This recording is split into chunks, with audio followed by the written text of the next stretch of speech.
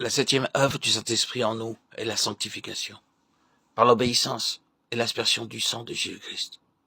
La sanctification m'aide à obéir à la parole de Dieu. Parfois, Dieu nous parle et nous trouvons difficile d'obéir. Nous disons dans notre cœur, comment puis-je obéir? Mais le Saint-Esprit, en me sanctifiant, me donne du courage supplémentaire, qu'à ce que je dise, je ne prends pas garde à ce que disent les gens. J'obéirai à mon Sauveur. Il m'a appelé pour son service à le suivre, je lui obéirai. S'il désire m'envoyer là, j'irai. Ce qu'il dit, je le ferai. Ce qu'il demande, je le donnerai.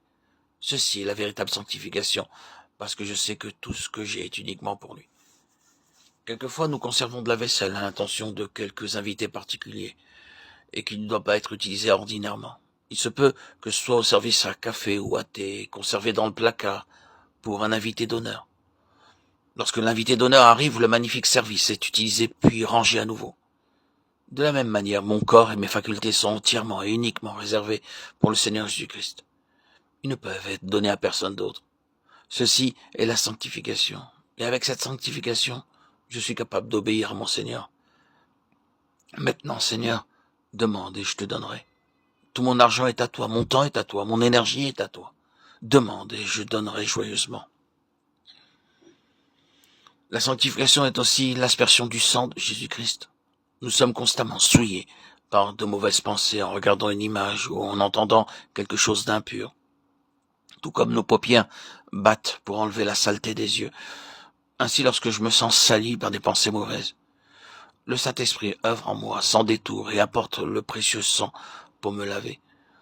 La parole de Dieu déclare dans Matthieu 15-19, « Car c'est du cœur que viennent les mauvaises pensées. » Il n'y a pas d'exception. Le seul remède est le sang. Il n'est pas nécessaire d'attendre jusqu'au dimanche de Pâques, à l'instant même où je suis souillé. Je m'écris, Seigneur, s'il te plaît, lave-moi immédiatement. Et il me lave à l'instant. L'œuvre du Saint-Esprit est d'apporter en moi l'aspersion du précieux sang, pour me maintenir parfaitement lavé à chaque seconde, à chaque instant, à chaque heure, et non pas de temps en temps. Certaines personnes prennent un bain une fois par semaine, et elles sont très heureuses. D'autres prennent un bain une fois par mois, et elles sont également très heureuses. D'autres encore prennent un bain tous les 3 mois, et d'autres ne prennent pas de bain durant de longs mois. Il y a des chrétiens du même type qui confessent leurs péchés à Noël, à Pâques ou à l'occasion d'un jour qu'ils considèrent comme important. Ils n'ont aucun souci, aucune conscience souillée. Mais en tant que croyant, je dois être maintenu propre et sans tache, complètement lavé. Et je verrai que le Saint-Esprit pénètre en moi de plus en plus. Si vous êtes souillé, il vous souffle. Sois lavé si tu es souillé, sois lavé. Ainsi, de nombreuses fois par jour, le Saint-Esprit est constamment à l'œuvre pour me laver et me donner un cœur pur. Ainsi, je peux parler avec Dieu librement et jouir de sa présence constante, non par mon propre effort, mais par la puissance sanctifiante du Saint-Esprit. Ces choses vont ensemble. Ainsi, dans 1 Pierre 1,2, nous voyons que la grâce et la paix vous soient multipliées. Ceci résulte du fait d'être maintenu propre et pur par le précieux sang, car par le Saint-Esprit, je jouis de la grâce de Dieu à l'avance. J'ai la paix parfaite multipliée en moi comme une rivière. Lorsque je vois que ma paix diminue, c'est pour moi le signe. Tu es souillé, ta paix diminue. Agenouille-toi de nouveau. Maintenant, Seigneur, lave-moi entièrement. Alors la paix revient. La première œuvre du Saint-Esprit est la régénération. La deuxième est de nous baptiser en un seul corps pour nous sentir parfaitement un avec chaque enfant de Dieu. La troisième est le sceau pour notre sûreté.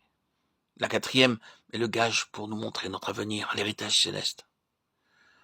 La cinquième œuvre est l'esprit de révélation pour me montrer mon appel céleste et le privilège de recevoir en moi la puissance de la résurrection pour tous mes besoins.